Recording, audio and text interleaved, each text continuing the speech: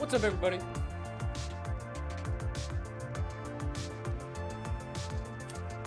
Happy Friday. Hello, Belka, Andobear, Kate, Pika, Tim, Mike, Amin. It is Friday. The jacket is back. Hey, good afternoon.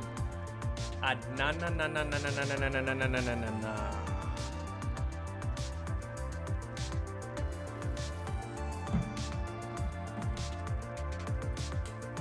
How are you guys doing today?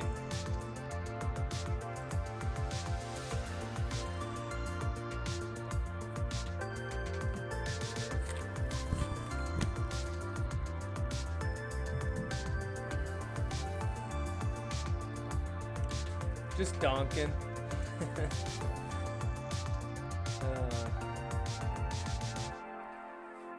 Good.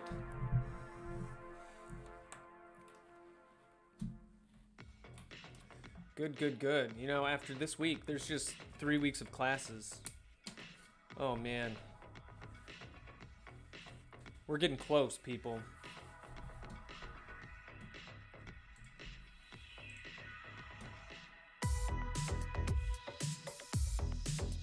We gotta change this title.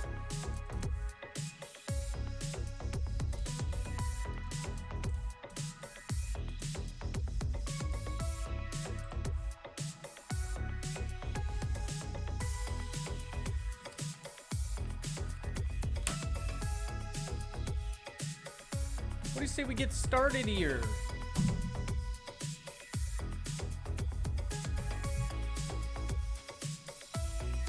We don't have a handout for today, but you can follow along.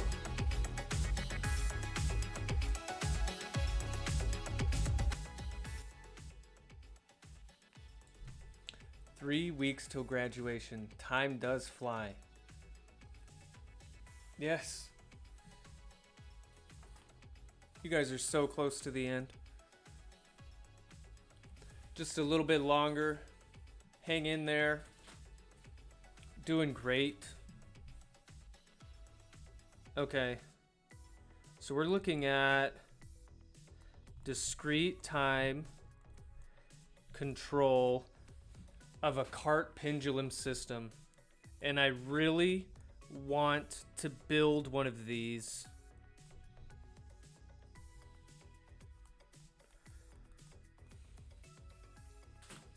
So if you want to build one of these this summer, hit me up with an email. I want to build a couple little demos this summer. Finding a job out of college will be another story. It's a different challenge. Does that mean I'm going to be an adult? I don't know. The process into adulthood, I think it's just one day at a time, little adjustments, sometimes big adjustments, I guess. All right, check this out.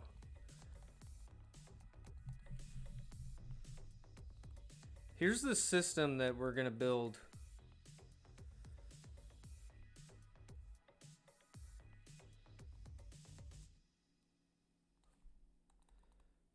We got a pendulum on top of a cart. I still feel like a child. I've been stalking Indeed for jobs. That's the way to do it. All right, so we're gonna have something on this cart that's attached to a motor. I'm just gonna draw it like this.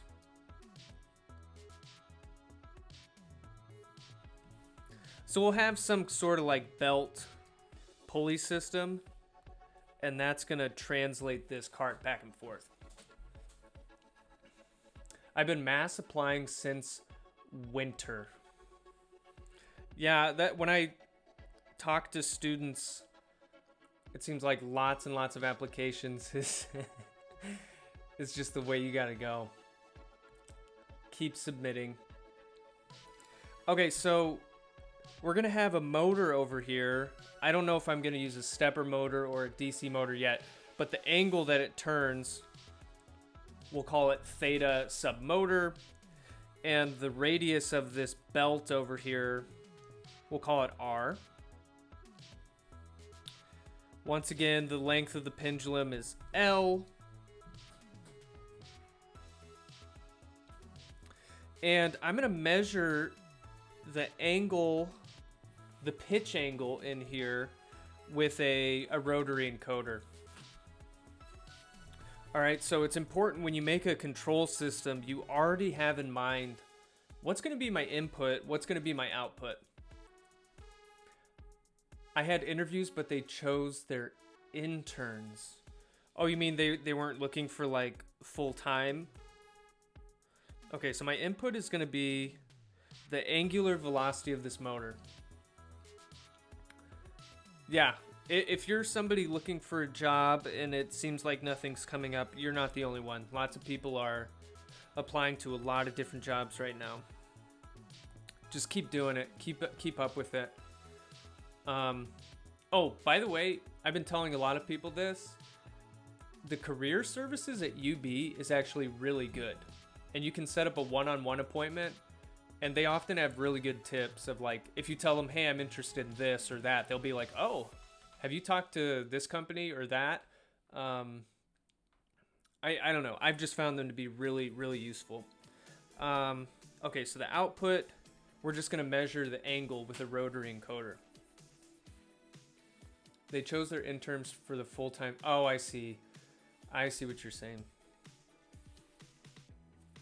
Okay, so this is how we're going to control it. And when we get to a discrete time control system, we're not there yet. I'm going to assume that we have a sampling frequency of 20 hertz. So we're updating these measurements 20 times a second. We're sending new commands to the motor 20 times a second. And I'll probably just use an Arduino to do this. So the first step, though, is we had a continuous time model, and we're using state space. So here was our state space model that we came up with. We had two states, x1 and x2. So the first state was the pitch angle, and the second state was kind of interesting. It was the angular velocity of the pitch, but minus this 3r over 2l times u, where u is the angular velocity of this motor over here that's pulling the belt. And the reason we chose these states is so that our input itself would show up in the state space model, not the derivative of the input. Okay, so if you take the first derivative of each of these, you get this. So a state space model is just a series of first order differential equations that describe the dynamics of the system. So that's what we got here, two first order equations. And then it's typical to put this in matrix form. So I'm going to take x1 dot, x2 dot, organized in a column vector. Write out the state space equations, 0, 1, 3g over 2l, 0, times x1, x2. I would say number one is go over your resume with someone from the UB Career Services. They can help you write it for jobs you're looking for. Number two, just keep applying. Yeah, I think that's awesome advice. Career Services, they are amazing at helping you tighten up your resume. Like even if you think you have a pretty good resume, there's a lot of little things you can do to just make it pop a little more when somebody looks at it. Okay. So here's this is our continuous time state equations. And then we're going to have our output equation. Oh, by the way, before I forget, this matrix is the A matrix, and I put a subscript C for continuous. This is in continuous time yet. It doesn't account for our sampling frequency. Wait, Career Services hasn't responded to your email yet?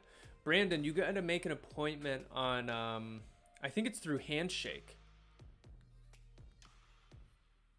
Oh, you might have been, I don't know if you were talking about your email to Career Services or to a company. Okay. And then here's our output equation. 1, 0, x1, x2. This output equation is just saying like, hey, what are you measuring? And we're measuring x1, which is the angular position. Yeah, if you're talking about Career Services, they have a specific system to set up an appointment. You go to their, like, just Google UB Career Services appointment, and they have a link, and I think it takes you to either LinkedIn or Handshake, and that's where you make the appointment. But I would suggest that to everybody, whether you're a graduate student, undergraduate student. They're really great. Okay, how about we bring this continuous system into MATLAB, and then we're going to convert it to discrete time. All right. Prepare yourselves. I like to throw a good clear... Wait. We don't need the all anymore, do we? You guys shared that was a redundant thing. Okay, let's put some system parameters here. We have the length of the pendulum. Let's assume that I'm going to make it 0.5 meter. G, that's gravitational acceleration, meters per second squared. Dr. Estes, any tips for cover letters? Let's come back to that. Okay, let's say the radius of this pulley at the motor, it's just going to be like 1 centimeter. I'm not sure about that yet.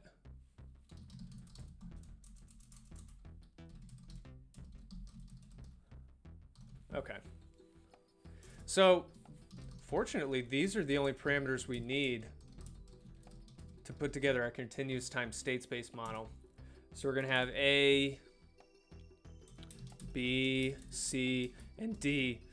And you don't need the continuous subscripts on C and D because those are going to be the same when you convert to discrete time. Okay, so AC, our matrix was 0, 1 in the first row. And then the second row was 3 times G, divided by 2 times L. And then the bottom right element was just 0. So we made a 2 by 2 matrix here. BC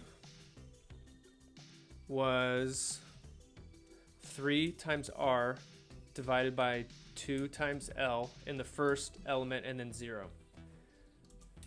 C matrix, 1, 0, D matrix, 0. All right, now what I want to do,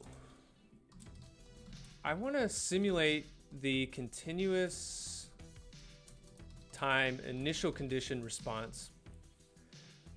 So what I mean is, like, what if we just tip this cart like 1 degree and let it drop? And I think we all know what's going to happen. This is an unstable system, so it's just going to start falling, and it's going to fall faster and faster and faster. So let's make some initial conditions. So my initial condition vector, you define your initial states. So like our first state is the pitch angle. So I'm going to make it 1 degree, but we have to convert it to radians. So it's pi divided by 180 radians. And then we'll assume that the angular velocity is 0. And this should be a column vector. So these are our initial states. Now, if you want to simulate how your continuous time system responds to these initial states, a quick way to do it in MATLAB is you make a state space object, which you use the SS command. And you put in your A, B, C, D. And then you just give it a name. Like my continuous system is this. I know that's the longest variable name ever, but you could just rename it Donk. No, you shouldn't name it Donk because that means something else. Okay. So what we're going to do to simulate the initial condition response, you can use the command initial. And the arguments that takes ooh, that's way better. My continuous system. Or wait, we'll do this. This one's, I'll keep it a little more, just a little more explanation. Okay, so what you do for the initial condition response is you have to first of all say what system you want to simulate. So boom, we defined one, there it is. You have to give the initial conditions, which we already got, and then you have to define like your final time. Actually, I want to do it. I want to capitalize this different. T final. Now it doesn't take very long for this thing to fall over. So how about we define T final? I was playing with this a little bit earlier. Final time of simulation in seconds. I think 0.8 seconds is about the time it takes for this to fall to about 45 degrees. Okay, so the output of the initial command, what is that going to be? There's 3 outputs that it gives.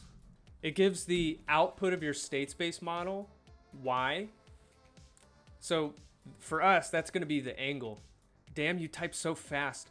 I told you guys, RuneScape. I grew up on it, and I had to slam the keyboard to sell like logs to people so I could get money and survive in the virtual realm. Okay, so we'll call this Y continuous. So that's one of the outputs. The other output it gives you is the time. Practice with Discord PvP. I don't know what that is. Oh yeah, we need to do like a typing battle. I think that guy who stinks mentioned a game that we can play, but remind me because I want to challenge you guys. The third argument that comes out of this is the states as a function of time, but I'm not really interested in that. So if there's ever an argument that you don't want, yeah, somebody asked about cover letter. If you did log sales in RuneScape, you need to put that at the top of your cover letter. You said his name so casually. Okay. This just means I won't return this variable. I think that guy who stinks. Okay. All right, so this is going to simulate that response, and then we're going to plot the results. We'll have time. We're going to have the Y continuous. This is just going to be the angle of the pendulum.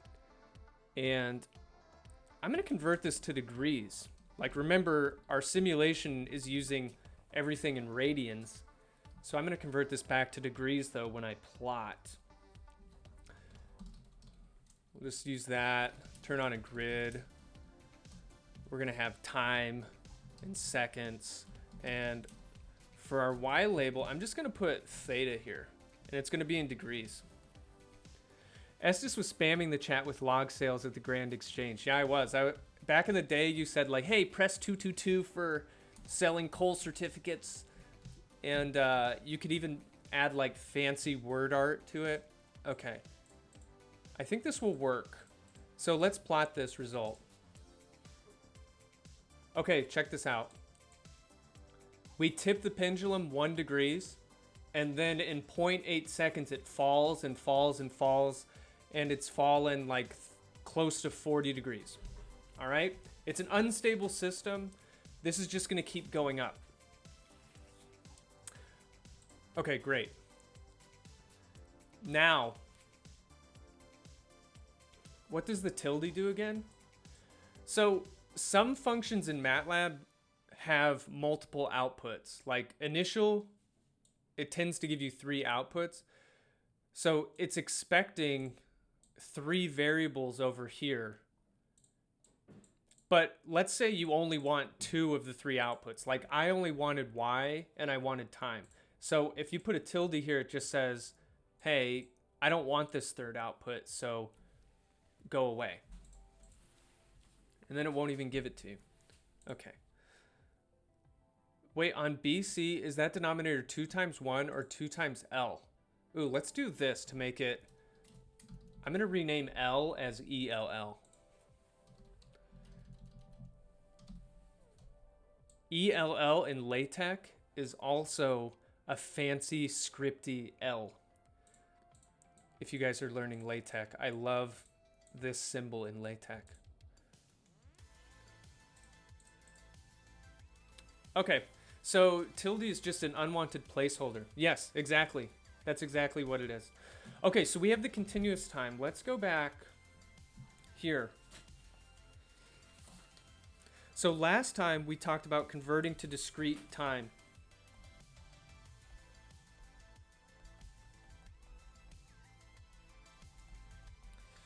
And we did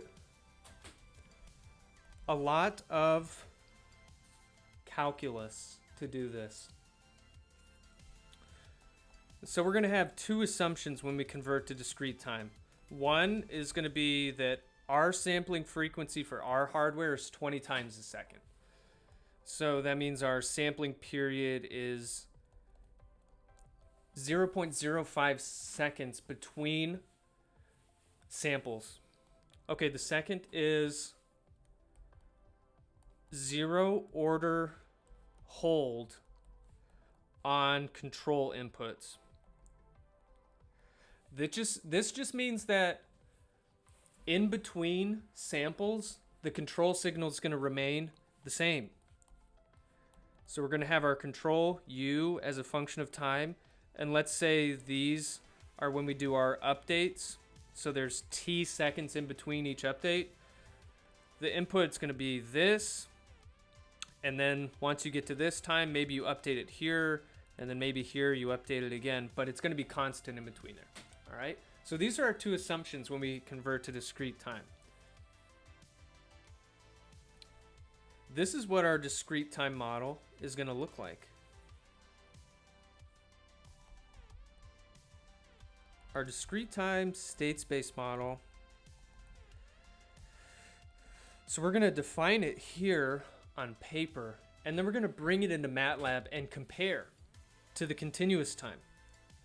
Okay, so it's going to look like this. Our states at step K are related to the states at the previous step by the A matrix, which is different than the continuous A matrix, plus B times our input at K minus 1. I didn't put a vector line under this U because for this example, U is just a scalar. So, and then our output equation is going to be YK is C times XK plus D times UK. So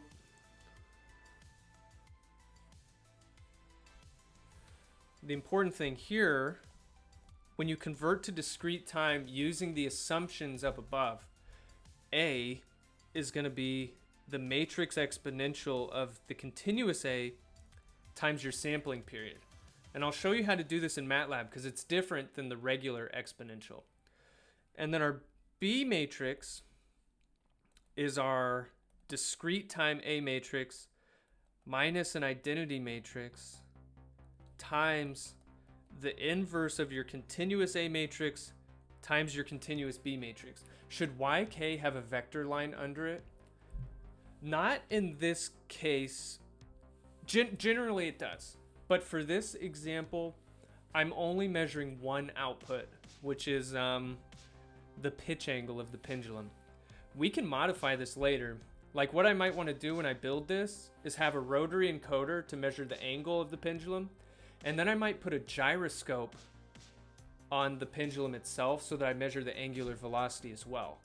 And then I'd have two outputs. Generally, the more outputs you measure, the more effective your controller can be. Because any sensor by itself might not always be reliable due to sensor noise. And other reasons, like once we design estimators, which is going to be like our next topic, it helps to have more sensors. Okay. So this was the big result of Wednesday. So how about we go back to MATLAB? Let's do this conversion. Let's do it.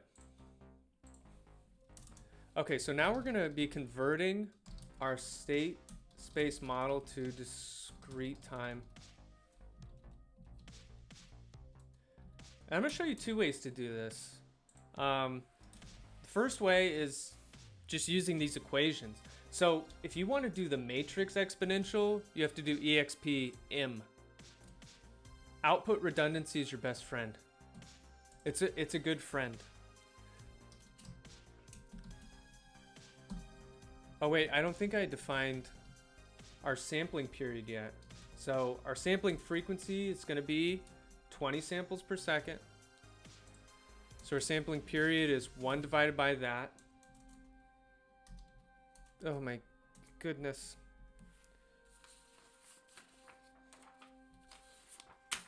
Okay, so this is going to be A.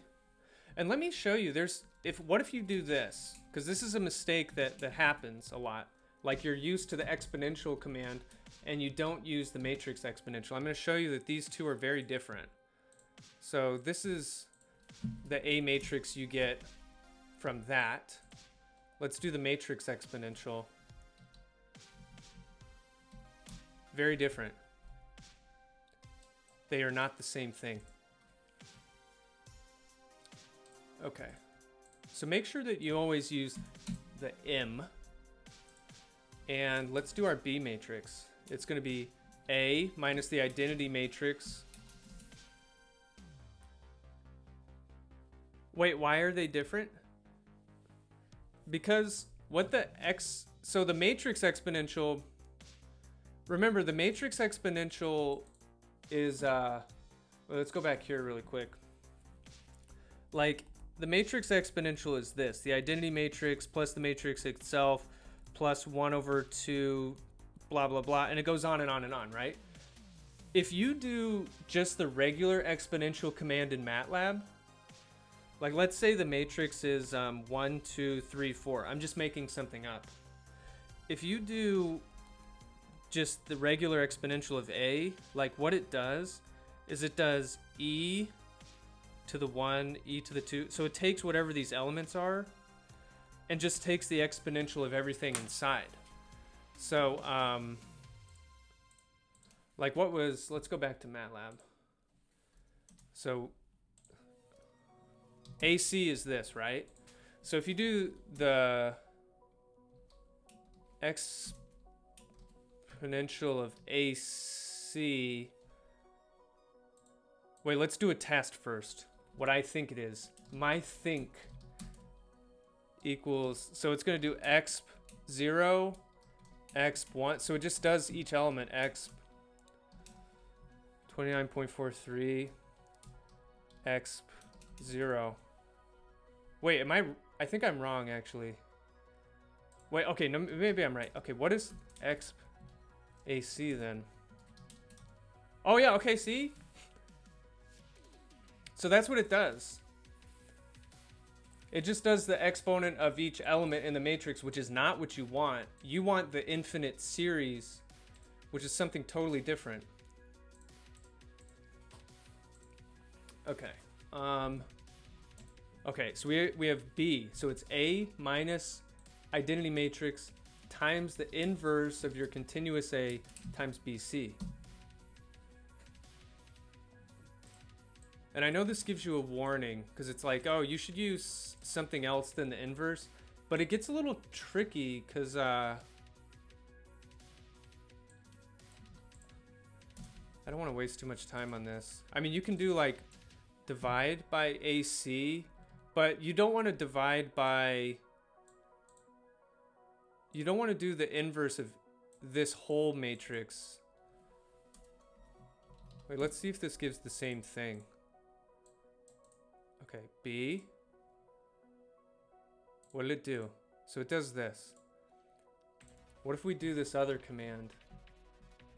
So MATLAB likes you to do it this way. Okay. That works. But you have to be careful, because if you like put parentheses around this or something, then it'll take the inverse of not just AC, but it'll take the inverse of the product.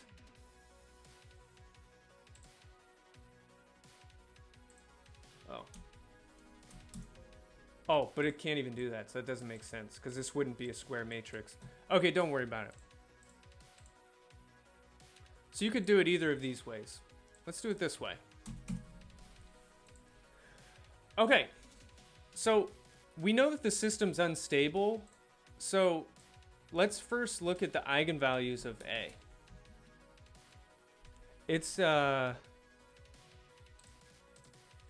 it's this one in this case, because whichever this thing is leaning on, that's what it's going to take the inverse of.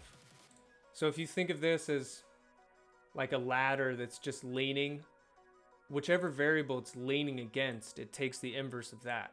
So if you tilted it this way, it would take the inverse of all of this stuff. But we want just the inverse of AC. Okay, so let's take the eigenvalues of A. Because this is unstable, we know that one of these roots should be outside of the unit circle, right? Boom, there it is. So we know this guy is going to be unstable. That's what we expect. This cart just tips over on its own. How about we simulate this thing?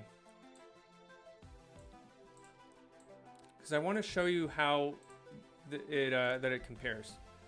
So what we're going to do my discrete system. Oh, before we move on though, there's another way to make these A and B matrices. Are the eigenvalues the discrete roots or the continuous roots? If you take the eigenvalues of the discrete time A matrix, those are going to be discrete time roots.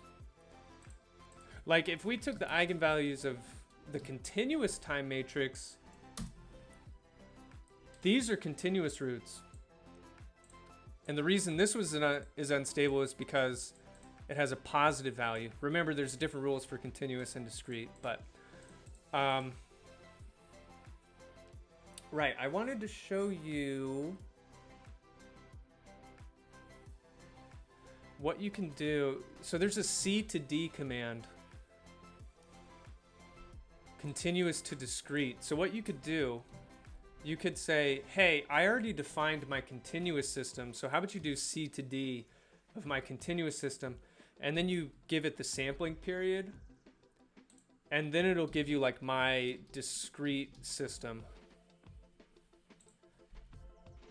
for this sampling period. So if we run this,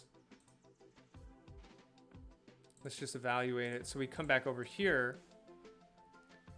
You see it had my discrete system is A, B, C, and D. And this A matrix that they came up with is going to be the same as the A matrix we made using the matrix exponential. So like, if I just check, like this is our A that we used, and there's theirs. Same thing. Now, if you want to access the matrices in here, like, okay, what if I want the A matrix? What you can do is you can say like A is my discrete system dot A. And it'll go into your system and pull out the A variable, because they call it A internally. So like you could do this. I'm just showing you all the MATLAB today. B. So if you don't want to write out these, you can just run the C to D command, because it uses the zero order hold assumption, which is what we use to get these. So I think in their code, they're using these formulas anyways, but So you can do it this way. Either way. But maybe the advantage of this is that, like, it saves you a step if you want to make a discrete system object in MATLAB anyways. Because, like, which is more efficient to the computer to calculate? I honestly don't know. Oh, but if you're making a discrete state space system, you have to put the continuous and then put oh wait, no. You put the discrete. I'm sorry, I'm saying crazy things.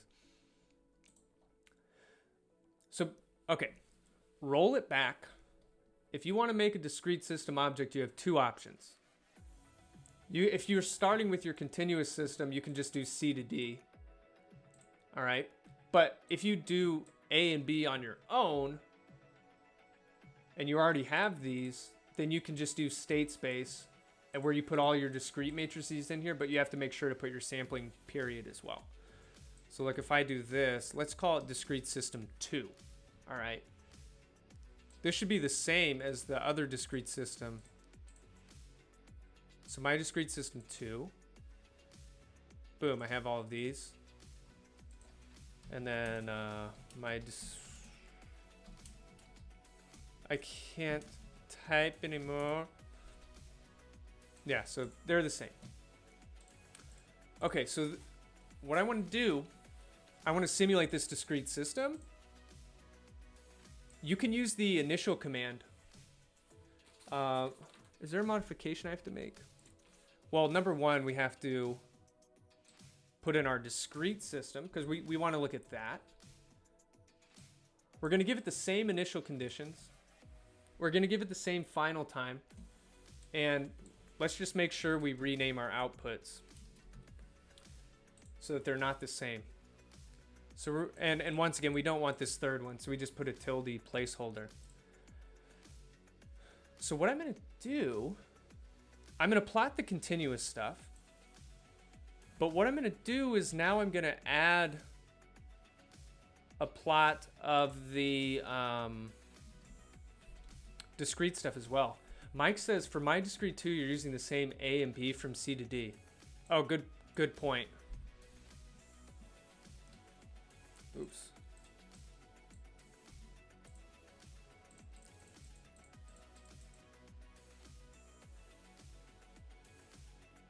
Okay. So I'm going to put my discrete system here. I'm going to put my discrete time here. And I'm going to use like red circles to plot the discrete. And you should see these circles from the discrete be superimposed on the continuous time response. Let's put a legend here. Continuous, discrete, and let's run it. Oh, ho, ho, ho. You see the beauty.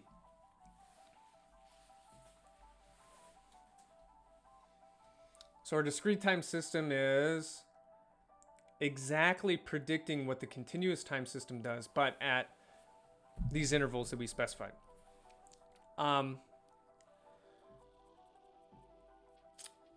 While we're here, let's do another simulation comparing the continuous and the discrete response, but let's apply some forcing to the system, because I just want to demonstrate to you that these are going to be equivalent.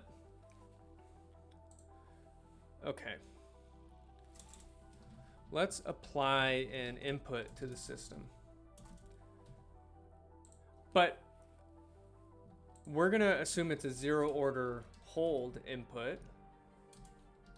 Because otherwise, if it wasn't zero order hold, the continuous and discrete systems would not respond the same. Because one of our assumptions when making the discrete time model was that inputs are held constant in between. If that doesn't happen, then these models won't match up. Okay, let's make some new... let's see.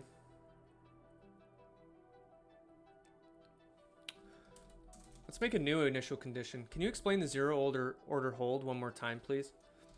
Sure. I'll explain it in here, though. You'll get to see.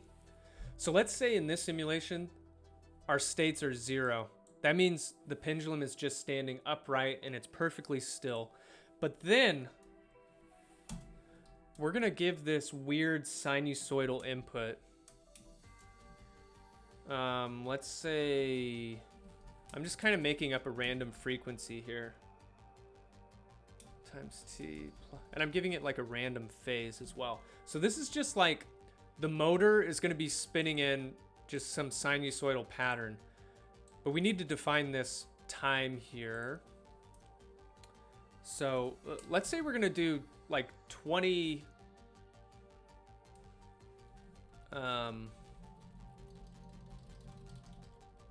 20 steps. Here we go. 0 to t.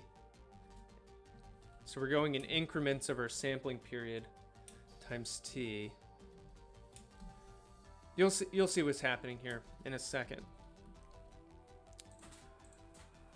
So I'll show you what I mean by zero order hold.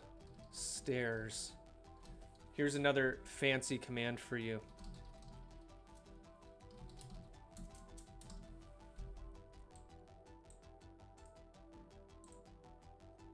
This is zero order hold. The input is being updated every 0.05 seconds.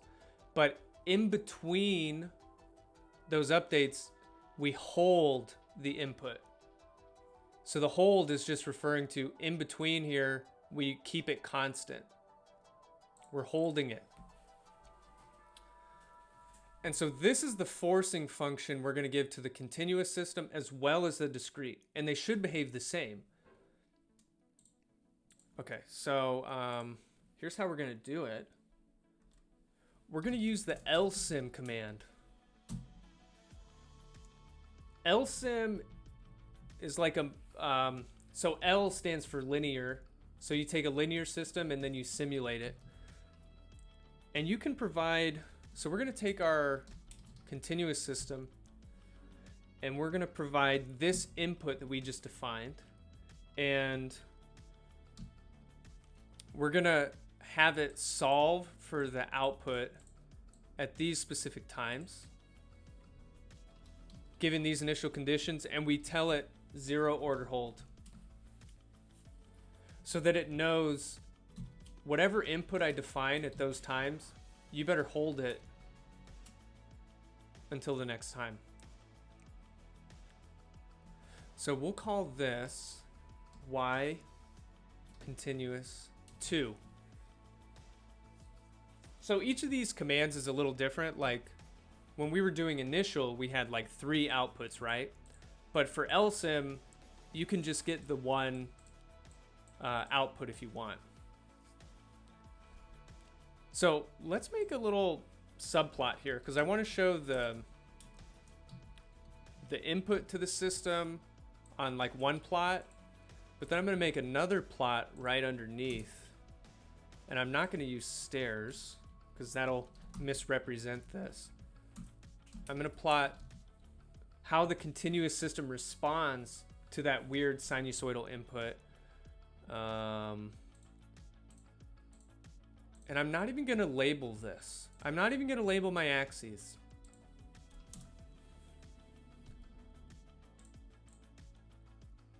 Let's run it.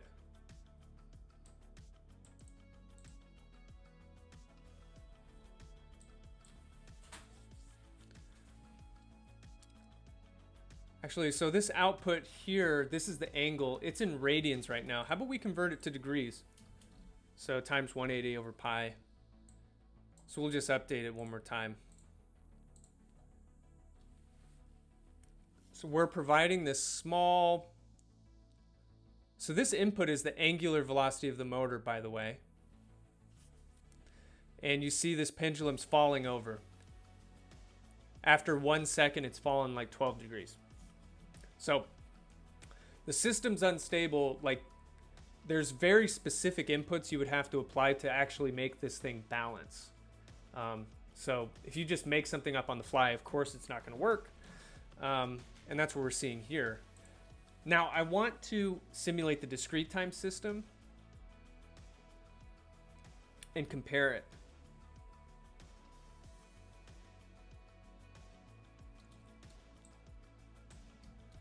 So let's do this here. We'll call it Y discrete 2. You can use Lsim for discrete time systems as well. So we're going to put our discrete system in here. And really, you don't have to put zero order hold. What is T discrete? Oh, that's just the time. From this initial command. It's just the way this initial command works. Like when I use Lsim, I can specify the time. And so it doesn't have to output the time to me as well, but initial kind of makes its own time vector and then it returns it to you. Like all of these are just a little different. UT. All right, let's see if this works. Because what I want to do, I want to run this simulation. And then I want to plot the result here. So I'm going to go like down one line. TT.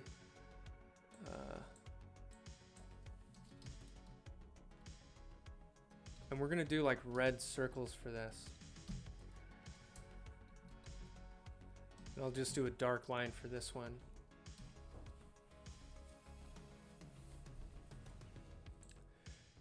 And these should match up. Oh. Okay. If you did a different assumption for the input, like here, I think you can do a first order hold. What a first order hold is it'll interpolate. Like it would, if you did a first order hold, it won't hold it constant in between. It'll like put a line and it'll try to make it a little more continuous. And if I did that,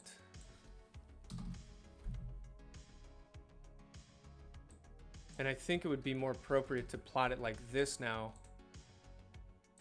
I think the two of them would look very different. Or not like way different, but you can tell they're deviating from each other.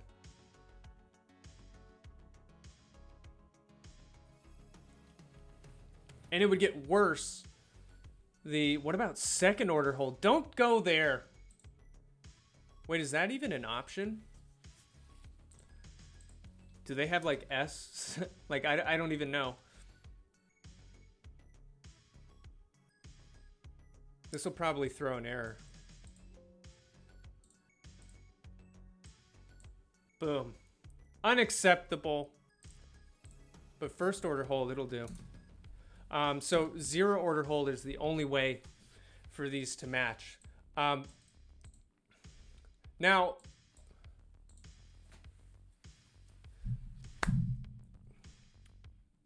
this is cool. Because remember what we did here.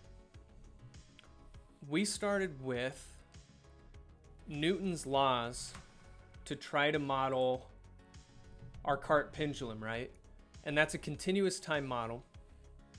But if you make the right assumptions, you want to see negative first order hold? Oh, geez. Could we have the zero order hold in the Lsim command for the discrete system too? Well, that's the thing. Zero order hold for a discrete system is implied.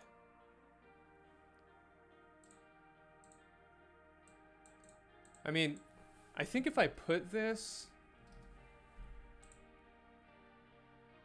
I don't think it'll throw an error.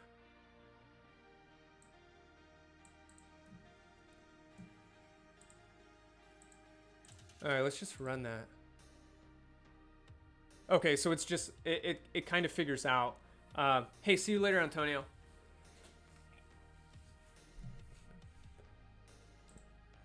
This is still the same. Okay, so the zero order hold assumption, the reason we're doing it is because it's not for like some, it does make the math easier for discrete time, but that's not the main reason we do it. The main reason is when you're running a controller on hardware, that's just how hardware works. Like you send a command and then it doesn't know what command to do next until you update it. And that's why we have the hold that, do we want to go back to stairs instead of plot? Oh yeah, this is more accurate.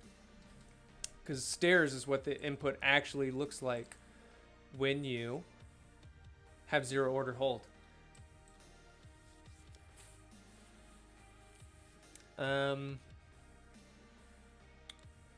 Okay. So what we're going to do Monday is, now that we have all this simulation working, we're going to do a state feedback controller, and this isn't very hard to do. This is kind of the beauty of state feedback. So state feedback is, we're going to say our control input is equal to minus of a gain matrix times our state vector. And this should be at every step, k. So our state vector is 2 by 1. The gain matrix is 1 by 2. So this is going to be like some matrix k1, k2 times my two states at every step. So my input difference equation is going to be like minus k1 times x1 at step k minus k2 at step k. And so state feedback is all about finding out what these parameters should be so that the closed loop poles are where you want them to be. Amin says, are we going to do pole placement? So that's exactly what this is. We call this pole placement because you choose where you want the poles, and then you find a gain matrix that places those poles there. And it's, oh man, it's very fast to do. It's much easier than root locus in a lot of ways, I think. I mean, root locus and state feedback have different strengths. But, so this is what we're going to do next time, and then we'll run a simulation on this cart pendulum, and after doing this, it's not a big stretch to implement this on some hardware, which we won't do as part of this class. But like I said, in the summer, I want to build a couple of these things. Okay. That's it for today, everybody. I hope you learned some good MATLAB skills.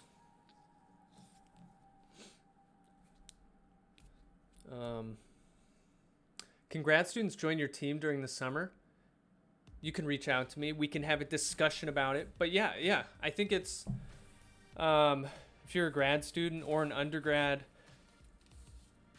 mad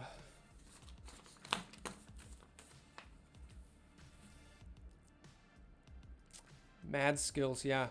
Any comments on a cover letter? Just tips.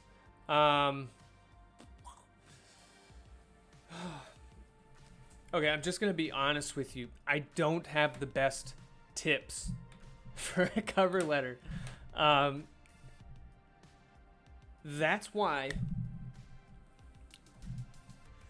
I'm going to recommend once again career services, because they're going to be able to hook you up. I wish I had better advice. Yeah. Hey Pika, thanks for coming as always. It's always a pleasure to hang out with you guys. I really enjoy this. Oh yeah, happy Friday. I hope you guys have a good weekend. For the summer thing, do we have to be physically present?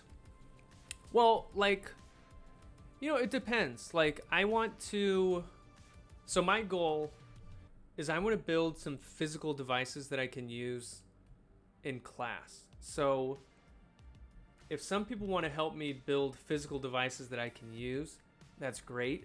But if you want to do this remote, you could buy the stuff and you could build it on your own and we could communicate about it. And that could still probably be a help. Dr. E should stream games for at least part of a lecture in week 15. Actually, I like that idea a lot. Hey, see you, Quaron. So when are we creating a RuneScape clan named Donk? Right now. Kate, did I see your email? Oh, yes. I've seen your email. And I was thinking about different ideas. So that's why I didn't get back to you yet.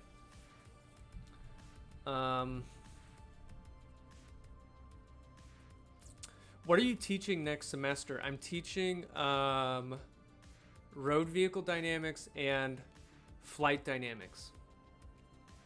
Road vehicle dynamics is an undergrad and graduate course. It's mixed. Flight dynamics is just for undergraduate aerospace students. Both of them are in person. I got an old school RuneScape account. Yeah. Took both. What can you do?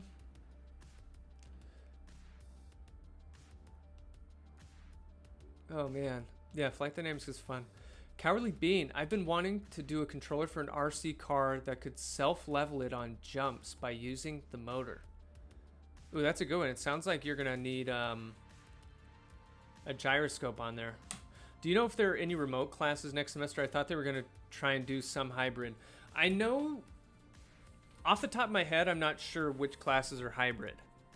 But I know the university and the department was really pushing for people to go in person. And so that's why I'm going in person. And I think most classes are. I'm trying to think of like how, like, because I think a lot of the remote stuff is good. Like a lot of stuff that's going on with Twitch, like we have more interaction in this environment than we do in a regular lecture. Because so maybe if there's a way to do like both, like bring a chat bar like this into class where you can still be anonymous if you want and you can just throw in whatever questions, but a lot of this doesn't translate well back to in person, or I'm not sure how you do it well. Twitch better than Zoom. I like Twitch better than Zoom. It's kind of a bummer. I don't really want to do just one semester in person. To just, yeah.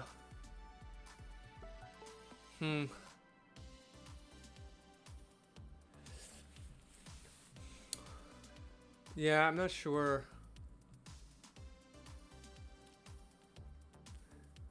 Zoom versus WebEx? Come on, Zoom beats WebEx though. It's strange, but all you really need is a mic for hybrid Zoom and in person. I mean, I guess. Like, I could even probably bring some of this setup that I use here at home. I could bring it into the classroom. I probably could. But what if people, if they know it's remote, they never come in person? Like, would it just revert back to this? And is that a bad thing? Pika says, I don't know how the MA department feels about it, but I know some professors are still allowing remote students, even though their class is in person. Like my friend reached out to her professor for next semester. Yeah. I think that'll happen, like you said, on like a person-to-person basis.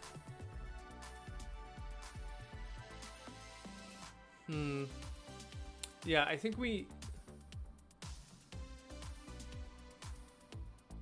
have to think about it.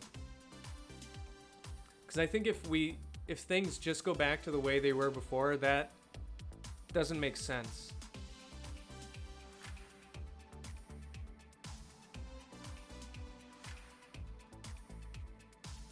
Calvin says, I've forgotten what in-person classes felt like, so I'm probably going to do worse in my classes. Yeah, it's going to be another adjustment back to in-person, right? Kate says, I may try and do that. I'm currently trying to figure out doing independent study stuff that could be online. Yeah.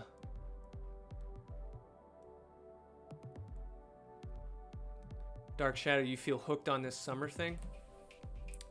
Yeah, let me know. Okay, guys.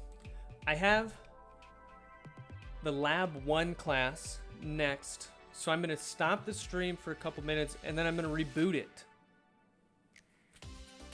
Will the YouTube videos stay up forever? I think so. I think so. I'm used to rewinding lecture when I didn't understand something. Yeah, can't. Yeah, I know. That's some of the stuff that's missing. Hey, see you later, Benny. All right. Peace out, everybody. If you want to hang out still, you can join back in a couple minutes. We'll be booting up the stream again. Peace.